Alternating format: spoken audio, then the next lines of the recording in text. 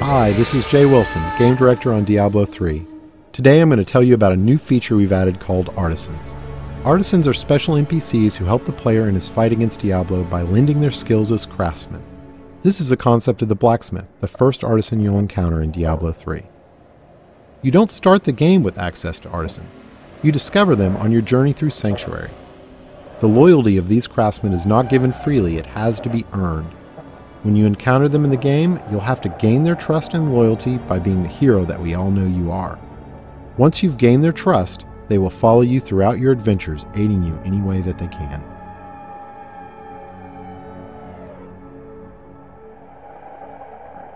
We knew we wanted to add a crafting system to Diablo 3, but we felt that the idea that the player would have a side job on top of the immediate pressure of saving the world didn't really fit the tone of a Diablo game. We also didn't want the player to have to spend a ton of time banging on an anvil when they should be out killing things. So instead, artisans will do the crafting for you. As you can see, the blacksmith has set up shop in New Tristram and is ready to help out. Artisans can act as a normal vendor, selling a variety of useful items and purchasing anything you don't want to keep in your bag.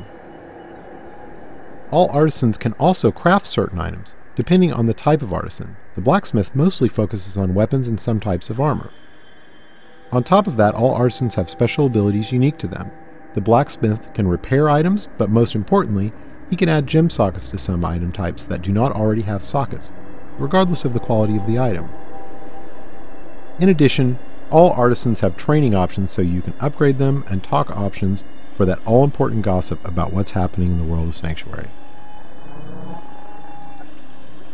Let's talk about crafting first. Crafted items are meant to be an alternate way for the player to acquire items.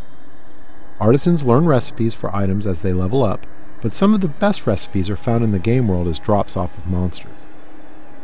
Once an artisan has learned a recipe, he can craft it as long as you provide the materials and some gold to cover his expenses. In keeping with Diablo tradition, we didn't want a crafting system that produced completely predictable items, so most items your artisan creates will have a series of set and random properties. Here we see a few items that have some set, but mostly random properties. These could be good for any class depending on what properties they produce.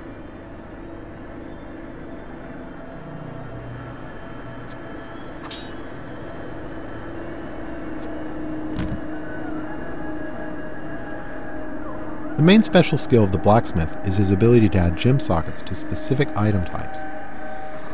This is regardless of quality of the item, so a rare or legendary weapon could have sockets added to it.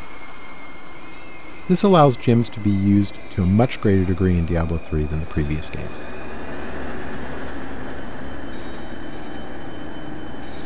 To craft items you need materials. Materials are acquired primarily through salvaging. You can use a special artifact you acquire that allows you to break items down into materials that can be reused in the crafting process. This has a couple of advantages. Less trips to the vendor to sell items because you can easily break them down while you're adventuring, and any items you don't need you can recycle in the hopes that they can be turned into something better. Artisans can be improved over time. The artisan does this by using crafting materials you provide him to train and practice. As you can see, once you've acquired the right materials, the upgrade process is quick. The goal here is to put the time investment into acquiring the materials you need through fighting monsters, not have you spend tons of time in town with your vendor. One of the great things about artisans is that they are visualized in the world. As you can see, now that the blacksmith has leveled up, the look of his shop is improved. Here's an example of how much a single artisan can improve throughout the game with this fully upgraded blacksmith. Once you're done dealing with your artisan, you're free to take your newly acquired fat loot and return to monster fighting and rainbow viewing.